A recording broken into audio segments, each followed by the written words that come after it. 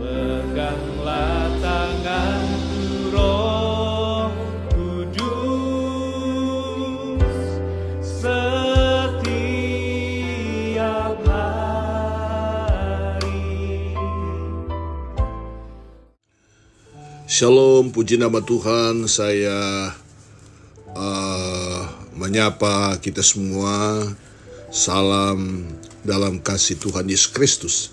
Oleh karena kemurahan Tuhan dan kebaikan Tuhan, maka kita boleh kembali bersama-sama sekalipun hanya melalui kesempatan dalam acara renungan ini. Nah, saudara-saudara, saya mau berbagi firman Tuhan bagi kita semua sebagai anak Tuhan, sebagai orang yang percaya kepada Yesus Kristus. Di dalam Yesaya pasal 58 ayat 3 bagian A, di sana dikatakan seperti ini. Mengapa kami berpuasa dan engkau tidak memperhatikannya juga? Mengapa kami merendahkan diri dan engkau tidak mengindahkannya juga? Nah, saudara-saudara dalam kasih Tuhan, judul renungan kita pada kesempatan ini adalah perihal puasa. Saudara, banyak orang berpuasa karena suatu tujuan tertentu. Namun ada yang berpuasa hanya karena terpaksa atau karena kewajiban yang harus dijalankan. Tetapi pada intinya orang berpuasa selalu mempunyai tujuan agar mendapat sesuatu yang dia doakan karena merasa tidak cukup bila berdoa saja. Mungkin juga karena terlalu beratnya pergumulan yang dihadapi sehingga perlu disertai puasa. Puasa adalah sesuatu yang kita lakukan sebagai bentuk merendahkan diri di hadapan Tuhan, memohon pertolongannya. Puasa bukan sekedar menahan lapar dan dahaga saja, tapi juga nafsu kedagingan kita. Haleluya. Nah, saudara-saudara, seringkali kita tidak mengerti berpuasa yang sebenarnya, sehingga tidak jarang berpuasa yang kita lakukan itu menjadi sia-sia. Kita menjalankan puasa agar beroleh pujian dari orang lain, supaya kelihatan kita ini rohani. Dalam Matius pasal 6 ayat 16 dikatakan, dan apabila kamu berpuasa, janganlah muram mukamu seperti orang munafik. Mereka mengubah air mukanya, supaya orang Mereka mengubah air mukanya, supaya orang melihat mereka sedang berpuasa. Aku berkata kepadamu, sesungguhnya mereka sudah mendapat upahnya. Hal lain yang membuat puasa kita menjadi percuma adalah apabila dalam hidup kita belum ada pemberesan dengan Tuhan. Yaitu kita masih menyembunyikan dosa. Inilah yang menjadi penghalang hubungan kita dengan Tuhan, sehingga puasa kita tidak sampai kepadanya.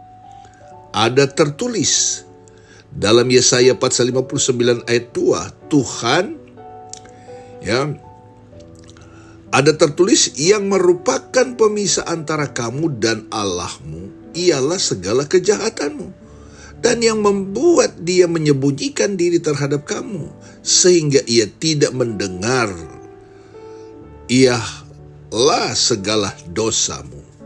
Nah, saudara-saudara, jadi perlu sekali perbaikan-perbaikan di dalam pribadi kita yang paling pribadi kita. Kita perbaiki sikap kita, kita perbaiki niat-niat kita yang jelek, kita perbaiki hubungan kita dengan Tuhan, kita perbaiki supaya semua yang bertentangan dengan firman itu adalah menjadi penghalang di dalam doa kita kepada Tuhan. Selain itu, selama berpuasa hati kita masih dipenuhi kekhawatiran, sehingga kita sendiri tidak yakin akan pertolongan Tuhan setelah puasa yang kita lakukan sekian lama seolah-olah tidak memberi hasil yang diharapkan. Nah, saudara-saudara dalam kasih Tuhan, saya kenal orang yang suka puasa. Setiap hari, setiap saat orang itu berpuasa. Tetapi kepahitan, permusuhan, dendam, keras, egois yang ada di dalam hidupnya. Sehingga puasa yang dia sampaikan kepada Tuhan itu tidak berdampak dalam hidupnya. Tidak ada mujizat yang terjadi dalam hidupnya. Karena ada penghalang. Nah, itu sebabnya firman Tuhan katakan tadi dalam Yesaya 59 ayat 2, yang merupakan pemisah antara kamu dengan Allah ialah kejahatan. Jadi kita singkirkan, kita robah, kita berubah, kita tinggalkan semua hal-hal yang menghalang ini untuk kita merendahkan diri.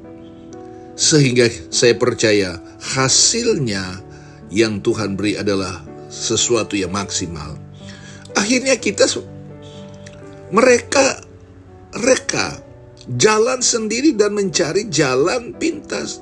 Kita sendiri yang membatasi kuasanya, bekerja sehingga puasa kita pun percuma. Padahal dalam Yesaya pasal 55 ayat 9, seperti tingginya langit dan bumi, demikianlah tingginya jalanku dan jalanmu dan rancanganku dari rancanganmu. Jadi saudara-saudara dalam kasih Tuhan, untuk kita mencapai apa yang menjadi kehendak Tuhan, kita harus berusaha untuk merendahkan diri. Berpuasa itu baik kalau punya tujuannya baik. Namun berpuasa itu tidak hanya sekedar berpuasa, menahan lapar, dahaga, dan lain-lain. Tetapi diri kita itu harus ada perubahan. Sekali lagi, jangan sampai ada kepahitan, dendam, iri hati, dengki dengan yang lain. Bahkan pun kita sudah salah, apa yang kita lakukan, kita merasa diri semuanya oke-oke saja, benar. Ya, kita coba berjalan dengan pikiran kita, dengan sikap kita. Padahal itu adalah penghalang. Dan kita tidak mau berusaha. Ada orang berdoa, saya sudah berdoa tapi tidak ada jawaban. Sehingga saya frustrasi. Tidak seperti itu. Saya percaya orang yang berusaha, pasti hasilnya juga baik. Pasti ada sesuatu yang Tuhan kerjakan. Nah, saudara-saudara, sebab tanpa pertobatan dan penyerahan penuh kepada Tuhan, puasa kita tidak akan membawa hasil. Sudah nggak kita bertobat? Sudah nggak kita menyerah? Atau masih ada yang kita bawa-bawa? Yang kita tahu itu salah? Maka puasa kita tidak akan membawa hasil. Tapi mari saudara-saudara, ya, kita mau merendahkan diri, berdoa, berpuasa. Berpuasa adalah merendahkan diri. Kita berusaha, kita koreksi diri kita sendiri. Kadang-kala kita ngoreksi orang itu jauh lebih hebat. Ya, kita tunjuk orang itu salah dan sebagainya.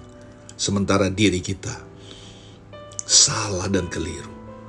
Tetapi lewat renungan ini, saya percaya Roh Kudus akan bekerja, akan membantu kita untuk hidup di dalam kehendak Tuhan. Tuhan Yesus memberkati kita semua. Tuhan Yesus menolong kita semua.